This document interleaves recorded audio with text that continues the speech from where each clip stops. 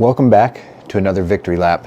And man, we've got a beautiful day here in December in Nashville, shortly before Christmas. And so I thought I might as well capitalize, get a nice cigar while it's nice out. I'm smoking an Undercrown Maduro and really enjoying it. And I had already started smoking it when I decided to do this. But here's what I wanted to share with you guys.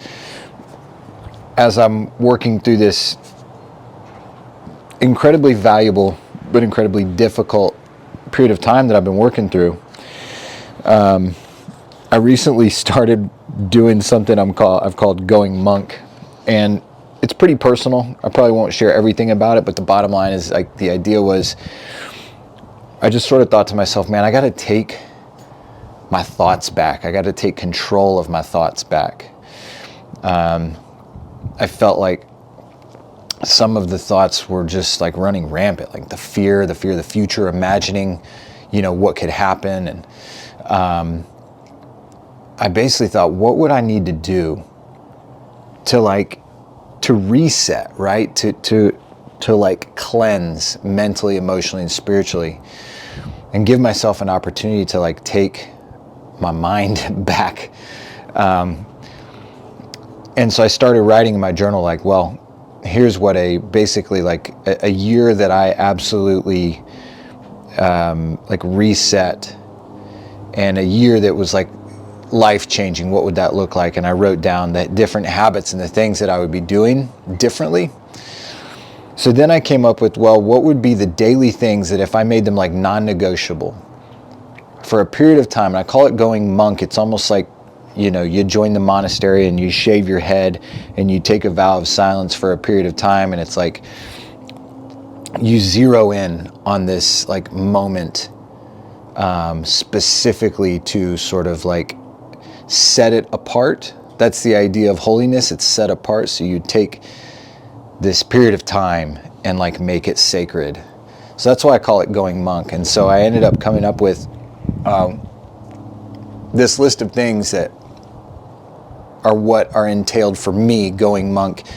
And it's really been a heck of an experience. I'm a few weeks in. I will not tell you that it has been flawless, but it's been pretty dang good, pretty consistent.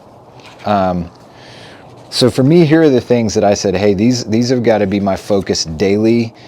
There are more things than this. There were two lists. The list of like things that would make an incredible year was longer.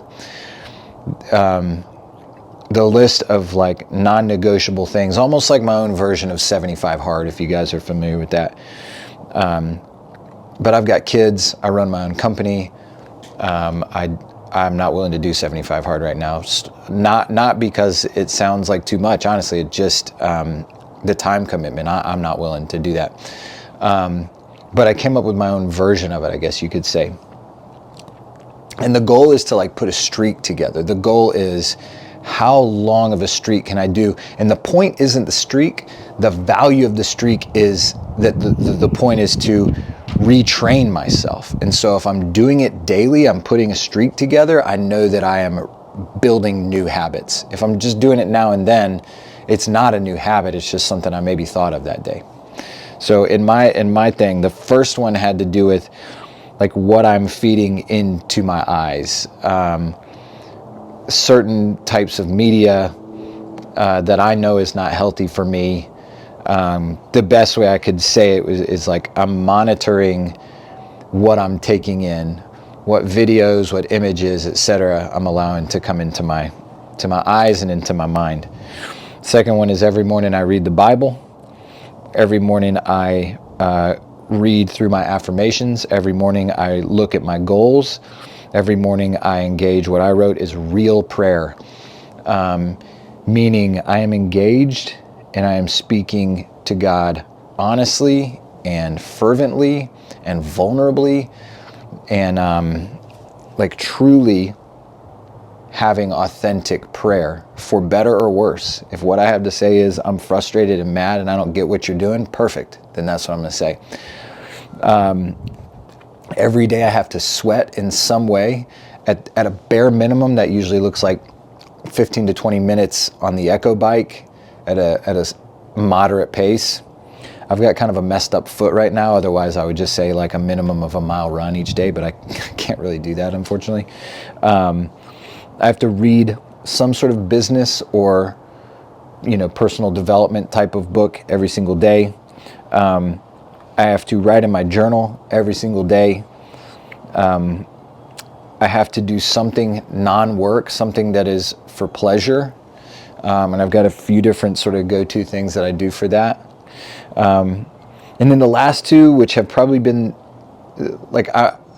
they are not important enough for me to say that the streak is broken if I've done everything except these two. One of them is 5 minutes of meditation, and that just ties into the quieting of the thoughts. So I have been doing it, but there's been some days where I didn't do it. And the other is 160 grams of protein. And same thing, I eat pretty dang well, but if I get to the end of the day, or if I realize the next day I only got 140 or 150 grams, okay, that's all right. So the point is not that I think you guys should do this list, that I think anyone should. I mean, a lot of the things on here, I think probably everybody could benefit from, but the point is the exercise of going, what does my soul need, spiritually and otherwise, to take back my thoughts and stop being tyrannized by the intrusive thoughts and the compulsive thoughts of fear and frustration or whatever kind of thoughts come in without your permission and then dictate your emotions or dictate your actions. So I'm going through this, and it's been a few weeks, and it's really had an effect. It's not magical. It's not like all my problems have gone away. I've just noticed that the ability or the propensity for those problems to take over my thoughts and emotions is slowly decreasing. And I've noticed that my ability to actually actively and purposefully sort of change, take control and be like, no, I am not going to focus on that concern or that fear. I am not going to let that anxiety dominate this day or this morning or whatever.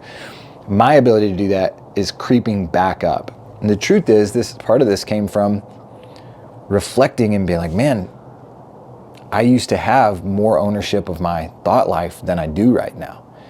And that was good. And the current situation is not as good, and wanting to get that back. So this is a victory lap because I put in absolute work this week, and there were several days where it was just not glamorous work. I'm trying to close a deal. I'm doing a ton of physical labor myself, where I'm just going in and doing punch list stuff. In fact, one day I wrote, and I'll show it to you. I got to the end of, I think it was Thursday, and I basically mentally was patting myself on the back and just said, man, I did damn good work today. In fact, I think in my journal, I wrote, I worked my ass off today. I did a damn fine job in my business and as a dad, and that's all I can do. So then, yesterday morning, I wrote this in my journal. Do good work today. And I thought, man, that's all I can do. I can't solve all the potential problems that may come up today. But what I can do, that's pretty good. What I can do is do a great job of the task in front of me. That could be being kind to my wife. That could be loving on my boys or playing with them. It could be doing punch work at a house that I'm about to sell. Sometimes it's the big things. Sometimes it's strategic decisions or buying a new deal or whatever, and that's cool and glamorous, and, designing a house or whatever. And sometimes it's little, need to go make sure the fireplaces work, and not getting caught up in trying to solve everything, but just do good work today. And part of my doing good work today is my habits of going monk and trying to retrain my brain and retrain my mind and my thoughts and my spirit back into these healthy habits that already are making a huge difference. So I hope that's, to one or two of you, a helpful idea. If it is, I would sort of encourage you, don't wait for the new year. I'm not really into that. I think New Year's resolutions usually are just sort of like you're trying to ride the like momentum or the emotional momentum of this event rather than just a decision that's meaningful to you. And if it's a decision that's meaningful to you, you do not need January 1st on the calendar for it to start and make a difference. So if it's an idea that's helpful, start it now. Figure out what would make a difference. If you did a couple things differently every single day, what would they be that would like really change your life over a period of time? That's what I'm working on, and it's been really cool. And I'm beginning to heal, beginning to sort of see the positives and the growth that have come out of a period of time that frankly I haven't enjoyed that much.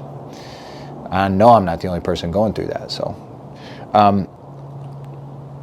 if this is helpful to you, and if you like the vibe of like just a little bit slower, more raw, smoke a cigar and talk about life, do me a favor and share this with a friend. I'm gonna continue to talk about real estate development and building a business because that's a transformative experience for me.